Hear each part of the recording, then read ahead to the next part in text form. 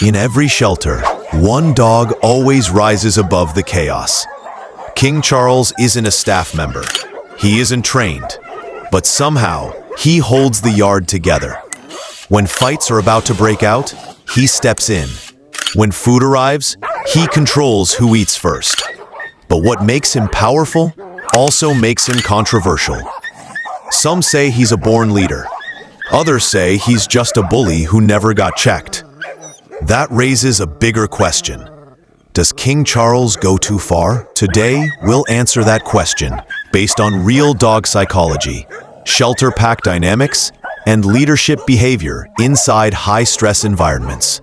No drama, just facts. In the wild, packs are formed by instinct and experience. In shelters, it happens out of necessity. When multiple dogs live in a confined space with limited resources and high stress, order must emerge or chaos takes over. A pack leader isn't the loudest or most aggressive. They're the most stable. They control energy, break up tension, and maintain boundaries. That leader might not be human. Often, it's a dog like King Charles. He wasn't trained to lead, but his calm confidence and decisive actions make others defer to him. In pack dynamics, leadership is earned through clarity, not popularity. Charles is the kind of dog who doesn't hesitate. In the dog world, that's not dominance for the sake of ego. It's survival behavior. A true pack leader earns their position by keeping the group stable, even when it requires force. In shelters, where stress is constant, dogs like Charles naturally rise because they prevent chaos before it starts. Submission isn't always fear. In canine communication, it's often respect or conflict avoidance.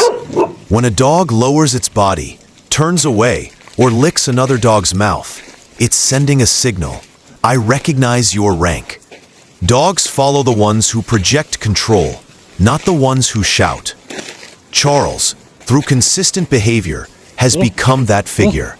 He doesn't chase attention. He earns it by managing group energy. Dogs sense that. They know when another dog is calm, reactive, or unpredictable. Shelter life amplifies these instincts. In a chaotic yard, one stable dog can be a beacon. Submission becomes natural, not out of fear, but because structure is safer. Dogs will gravitate toward the one who ends problems, not creates them. Charles doesn't have to fight for his place every day, because the others already acknowledge it. That's not intimidation, that's order, and in shelters, order is everything.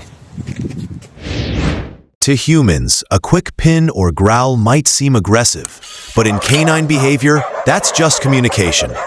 Dogs don't hold meetings or file complaints. They correct instantly, often physically. That's not abuse, that's instinct.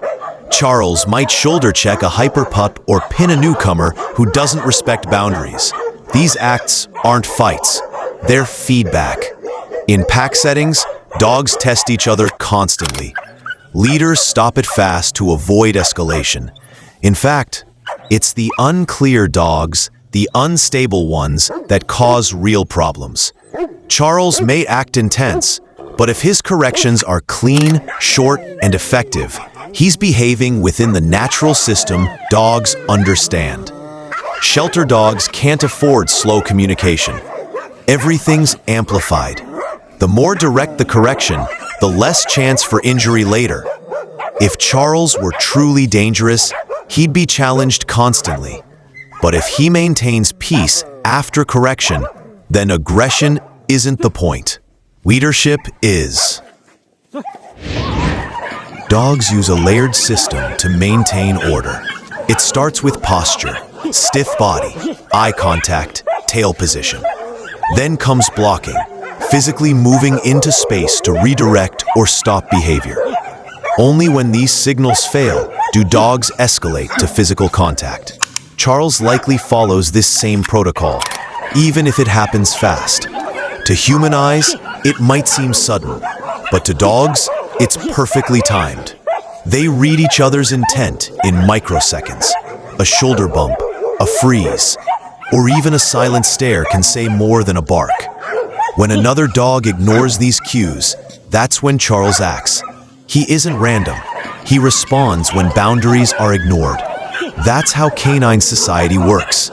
It's not punishment, it's prevention. Leaders don't seek conflict, they stop it before it spreads. And in high-energy environments like shelters, prevention is everything. Humans often misread dogs because we expect them to behave like us. But dogs don't argue or negotiate. They use posture, timing, and energy. A growl isn't aggression, it's a warning. A bite isn't always an attack, it's a consequence. Charles may never vocalize. His actions do the talking. To other dogs, his approach is crystal clear. He sends signals long before he makes contact. But if a younger dog doesn't listen, Charles escalates. Not because he wants a fight. Fear and respect are both tools in dog society, but they serve different roles. Fear is short-term. Respect is earned through consistent outcomes. If Charles only relied on fear, dogs would rebel or isolate. But if they defer, follow, and relax around him, that's respect. Watch their tails, posture, and eyes. Are they tense or simply cautious? True leadership doesn't require constant reinforcement. It creates stability by expectation. In canine behavior, a respected dog sets the tone of the yard. Charles appears to do just that. If his presence lowers barking, reduces movement, or calms the yard, that's not fear-driven obedience. That's environmental control through leadership. Dominant dogs who rely solely on fear eventually lose their position. But those who balance correction with presence, they become pillars of the pack. Charles may walk that line, but it looks like he walks it well. Absolutely. Shelters are not natural environments. They're confined, noisy, unpredictable, and overstimulating. Dogs arrive with trauma, confusion, or reactivity. In this pressure cooker, dogs react faster, louder, and more often than they would in a home. Leadership becomes critical. Charles' behavior is likely shaped by this chaos. He adapts because he must. In the wild, packs can spread out. In shelters, there's nowhere to hide. Conflict resolution must be instant. Dogs like Charles step up not out of ego, but out of instinct. Their corrections aren't planned. They're responses to constant pressure. Without leaders like him, shelter yards often fall into cycles of conflict. Charles doesn't just manage behavior, he absorbs tension. And in environments like these, that's survival.